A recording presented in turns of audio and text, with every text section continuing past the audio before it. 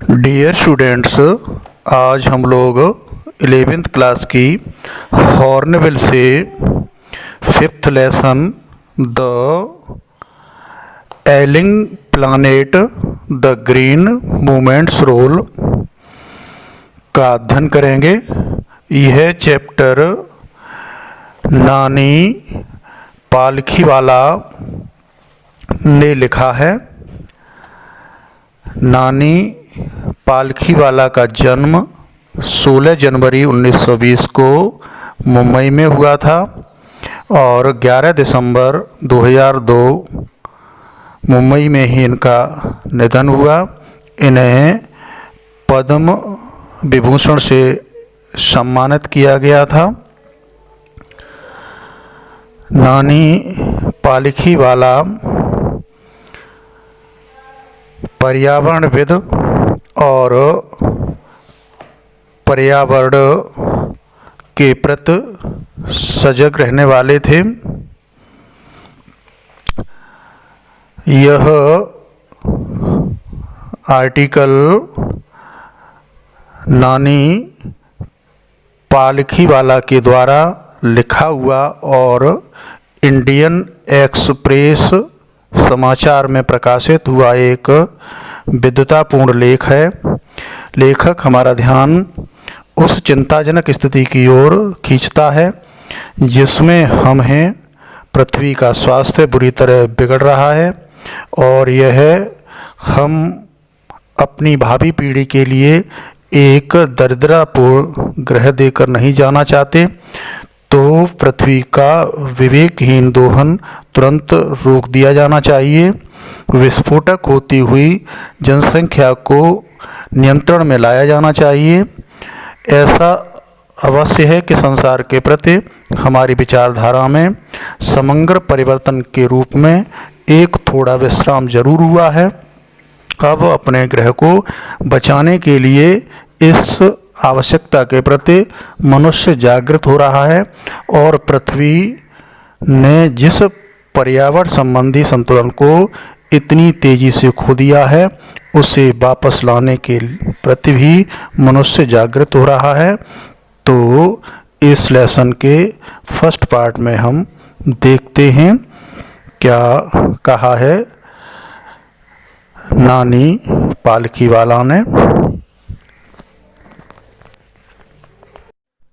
One cannot recall any movement in world history which is gripped the imagination of the entire human race so completely and so rapidly as the green movement, which started nearly 25 years ago in 1972. The world's first nationwide Green Party was founded in New Zealand. Since then, the movement has not looked back.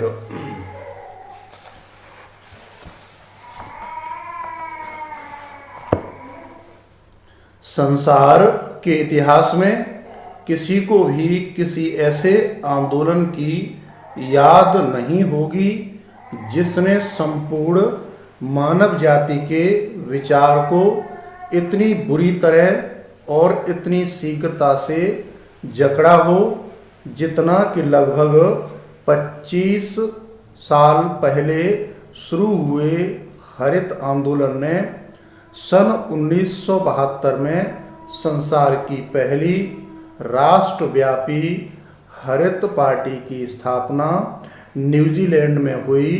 तब से इस आंदोलन ने पीछे मुड़कर नहीं देखा।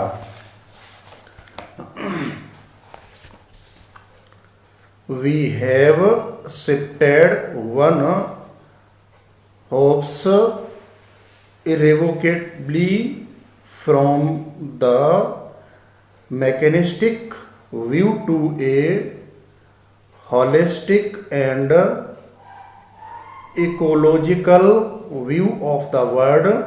It is a shift in human perceptions as revolutionary as that introduced by Copernicus, who taught mankind in the 16th century that the earth and the other planets revolved round the sun.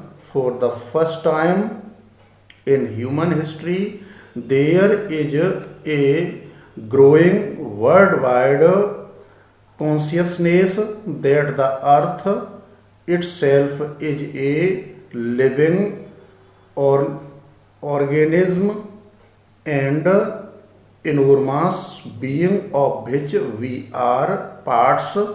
It has its own metabolic needs and vital process which need to be respected and preserved.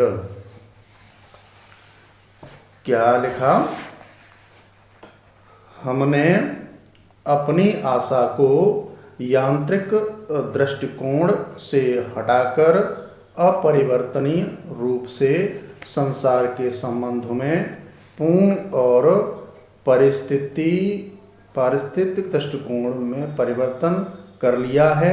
यह मानवीय समझ में उतना ही क्रांतिकारी परिवर्तन है जितना 16वीं शताब्दी में कॉपरनिकस ने मानव जाति को यह बताया कि पृथ्वी तथा ग्रह सूर्य के चारों ओर चक्कर लगाते हैं।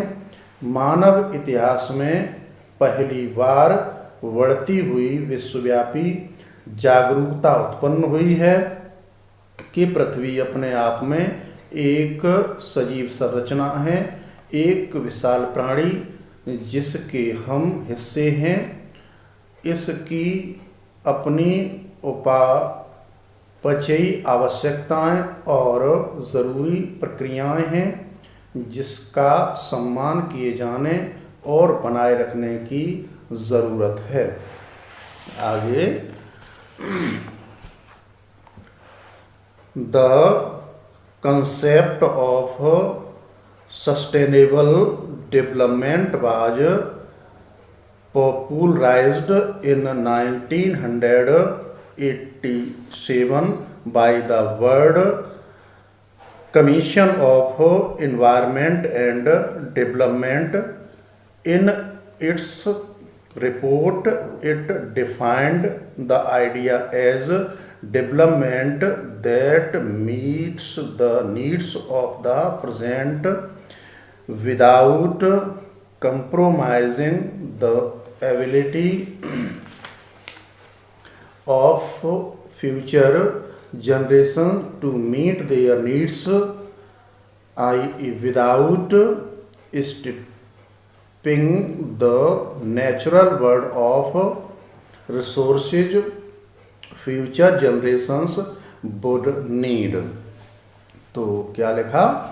पृथ्वी के महत्वपूर्ण लक्षण यह प्रकट करते हैं कि पृथ्वी का स्वास्थ्य गिर रहा है। हमने इस ग्रह के अच्छे व्यवस्थापक और आने वाली पीढ़ी के उत्तराधिकार के जिम्मेदार न्यासी होने के अपने नैतिक कर्तव्यों को महसूस करना शुरू कर दिया है। आगे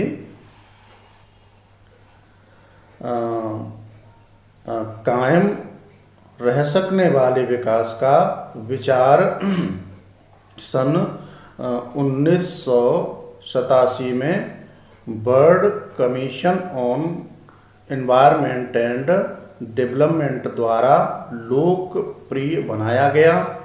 अपनी रिपोर्ट में इसने इस विचार को इस तरह परिभाषित किया कि ऐसा विकास जो आने वाली पीढ़ियों की अपनी आवश्यकताओं की पूर्ति की क्षमता पर बिना बुरा प्रभाव डाले वर्तमान की ज़रूरतों को पूरा करने अर्थात प्राकृतिक संसार को उन संसाधनों से वंचित किए बिना जिनकी भावी पीढ़ी को ज़रूरत होगी। आगे लिखा, in the zoo at Lusaka Zambia there is a cage where the notice reads the words most dangerous animal. Inside the cage there is no animal but a mirror where you see yourself. Thanks to the efforts of a number of agencies in different countries, a new awareness has now dawned upon the most dangerous animal in the world. He has realized the wisdom of shifting from a system based on domination to one based on partnership। तो क्या लिखा, जामिया में Lusaka शहर के एक चिड़ियाघर में एक पिंजड़ा है जिसके सूचना पट पर लिखा है, संसार का सबसे खतरनाक जानवर। क्या लिखा है सूचना पट पर? संसार का सबसे खतरनाक जानवर। पिंजड़े के अंदर कोई जानवर नहीं है बल्कि एक दर्पण है जहां आप स्वयं को देखते हैं। भिन्न भिन्न देशों की अनेक एजेंसियों के प्रयास के कारण संसार का सबसे खतरनाक जानवर के अंदर एक नई चेतना जागृत हो गई है। उसमें प्रभुत्व आधारित व्यवस्था से हटकर सहकारिता आधारित व्यवस्था को स्वीकार करने की समझ आ गई है। तो यहाँ सबसे खतरनाक जानवर मनुष्य को बताया गया है। आगे, scientists have catalogued about 1.4 million living species with which mankind shares the earth. Estimates vary widely as regards the still uncatalogued living species. Biologists reckon that about 3 to 100 million other living species still languish unnamed in ignominious darkness। क्या लिखा, वैज्ञानिकों ने 14 लाख सजीव प्रजातियों की सूची तैयार की है जिसके साथ मानव जाति पृथ्वी पर साथ साथ रहती है। अभी तक जिन सजीव जातियों को सूचीबद्ध नहीं किया गया है उनके अनुमानों में बहुत फर्क है। जीव वैज्ञानिकों का अनुमान है कि 3 से लेकर 100 मिलियन अन्य सजीव प्रजातियां अभी भी अनाम हैं, हाँ जिनको नाम नहीं दिया गया है, अपमानजनक अंधेरे में पड़ी हैं। 30 लाख से लेकर के 10 करोड़ तक। आगे, one of the early international commissions which dealt inter alia with the question of ecology and environment was the Brundtland Commission, which had a distinguished India as one of its members. Mr. L.K. Jha, the first